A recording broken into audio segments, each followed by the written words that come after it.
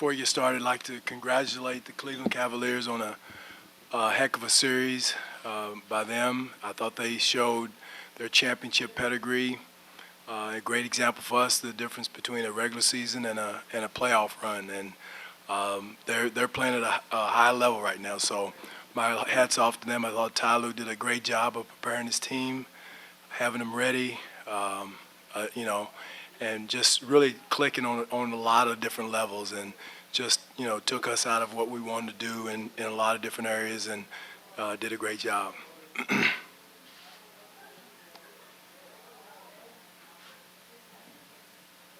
Coach Ken Miller with the Call and Post. As bleak as this moment is right now, is there any bright spot that you can take out of this?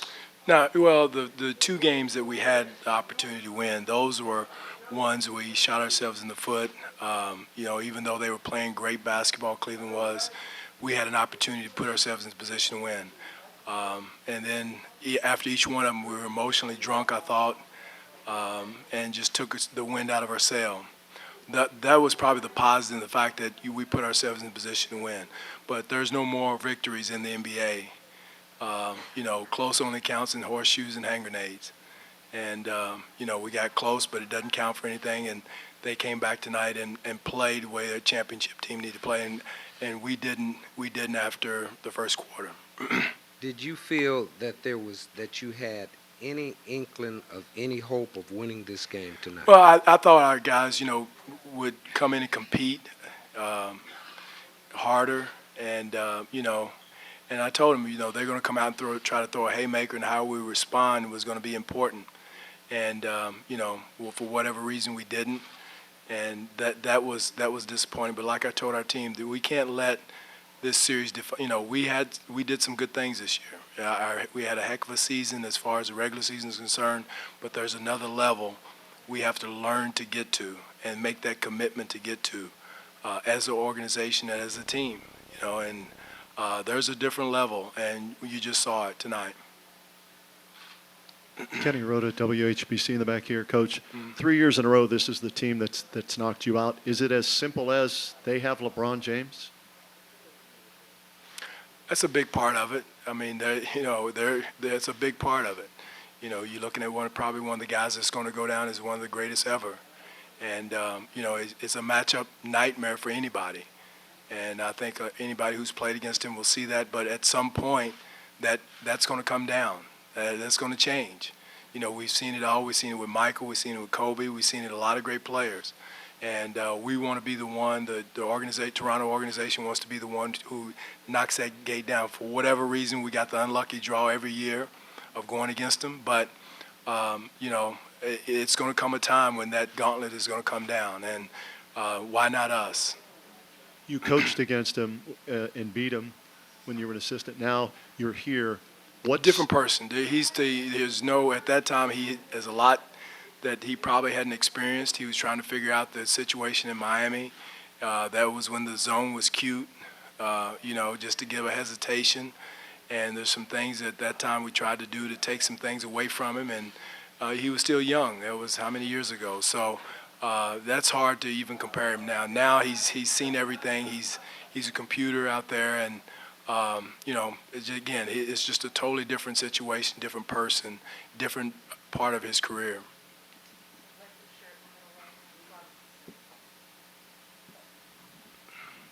Dwane, Steve Simmons, Toronto Sun. If you go back about 10 days before the series started, would there have been any inclination in your mind that you could have ever been swept? No, I didn't. In my heart, I didn't think so. I thought I had all the confidence in the world that we'd come in here and fight, compete, and we did, Steve. I thought we did for 2 games, and really put ourselves in a position when if one of those tip-in goes in at home in the first game, it's a different story. But like I said, close doesn't count. And so it just tells us how small margin of error you have as a team to go against a team, because everybody had counted Cleveland out. They struggled a little bit, had the big trade and all that. Everybody thought they were vulnerable, but as long as they have him, they have a chance. And that's what we're looking at. But 10 days ago, had all the confidence in the world. So does this feel worse than last year? because of the circumstances? It hurts. It hurts just because of the season we had, Steve, a franchise record, top 5 in offense, top 5 in defense, and just almost like we flipped the switch. So that's what's disappointing as much as anything else from our coaching staff. Everything we tried to do just didn't click. That's the disappointing part. The difference between last year and this year. Eric Smith, Sportsnet. You've touched on it a little bit a couple times here. The way that this game went tonight, though, the way that you lost, is that more frustrating than anything getting blown out to this extent? Well, it's disappointing, because, again, you want to go out fighting, scratching, clawing with your best effort, with your best approach, and not give in when they throw in the haymakers. And believe me, that team is going to beat a lot of teams, again, but you don't want to go down that way and let go of the rope. And that's what's disappointing as much as anything else. And because we've done too many good things throughout the season, in the playoffs against Washington in the first game, in the game 3, to let go of the rope. Dwane, PJ Ziegler, Fox 8. What was the biggest difference in your mind in the Cavaliers team that you saw in the regular season and then the one that you faced here in this four-game series? Well, the one we beat by 25 is a totally different team. After the trade, I think LeBron is rejuvenated. The young man, 38 minutes and 29, whatever it was, he's just like a different person now than he was at that time, early in the season. He's playing at an elite level, one that I haven't seen as a coach before, and I've been doing it a long time. And so that in itself is the difference, I think. And at the same time, he's brought everybody up around him to make him more difficult. Kevin Love's a different player right now. I thought Kyle Korver is playing at an elite level now. So Jeff Green, is playing at a different level. George Hill is playing at a different level. So he's raised everybody's level up and made it more difficult. But again, at the same time, for us, it's disappointing that we didn't, compete the way we did for 4 quarters, the way we did in Game 3. Is there a point in the series where you felt like the tide really shifted towards the Cavaliers? Was there a defining moment? Well, I thought, again, like I said, I thought we were emotionally drunk in Game 2 and also tonight. After the 2 tough losses, we didn't bounce back as strong as we, should have. That was I thought that was a turning point after Game 1, and also tonight after Game 2 was you could just see it that just the guys wanted to crank it up, but again just was draining. I thought Kyle was drained after his great game in Game 3, and just didn't have it tonight. Coach Eli Mooney on AP Radio. A lot of praise was sent toward your second unit during the season, and rightfully so. But when starters kind of start struggling like they did in this series, do you feel maybe these guys on the bench try to pick up the slack and maybe feel a little bit extra pressure to kind of get the team back into it? It's a different game than in the playoffs. It's a totally different approach. Also, too, when LeBron is playing as many minutes as he's playing, they played a lot of their starters against them, which is a great experience for our young guys to go through that, to see that, to feel that, to go against a guy like James who's playing at a high level. And it's a difference. And, we was trying to shuffle the lineup, trying to match to, and ended up breaking up the second unit a little bit. But it was a great experience for those young guys. I thought Anunoby had an excellent series. I know he didn't feel like it, but to get that experience to go against a guy like James and guard him in the tough situation and battle him, I guarantee he learned a lot and will grow a lot from this series.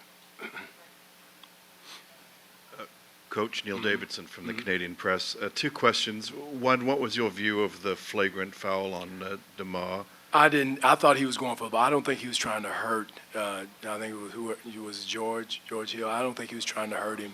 Clarkson, I'm sorry.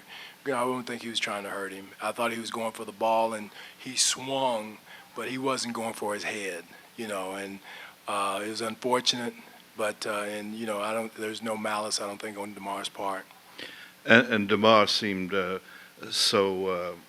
wanted so much to have a bounce-back game today. What lessons do you think he takes away from this? Well, I don't know if series? there's a lesson, Neil. I think the situation with him, he just wanted to bounce back. And I thought he was really trying to get going, get his his motor cranked up, and to make up for the other night. And he tried. And but again, I don't think that play had any malice in it whatsoever. Dwane, Michael Grange from Sportsnet. Late in the second quarter, when Serge got hurt or hurt himself, you went to Lucas.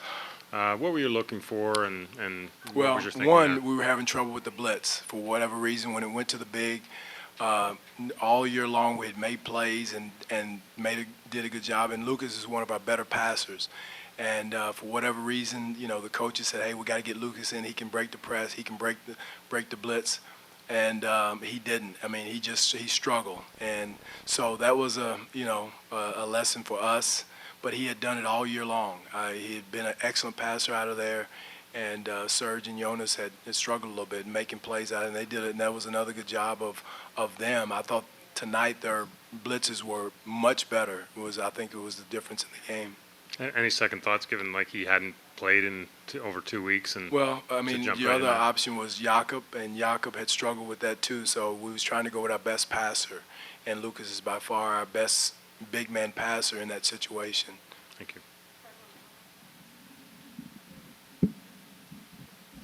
Coach, I'm with Man Yahoo Canada Sports. What do you think Kyle and DeMar learned from this series?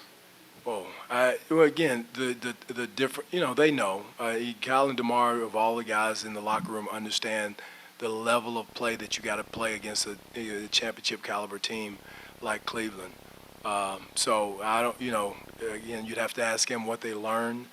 It's just how difficult the difference is between a regular season and playoff and a championships type team to go against them. But you'd have to ask them what they learned. I don't know what they learned. I thought Kyle played his heart out in Game 3, again, how tough it is, and just remind them how tough it is more because they've been here three years in a row. So they understand, they know the level of play that you have to play with.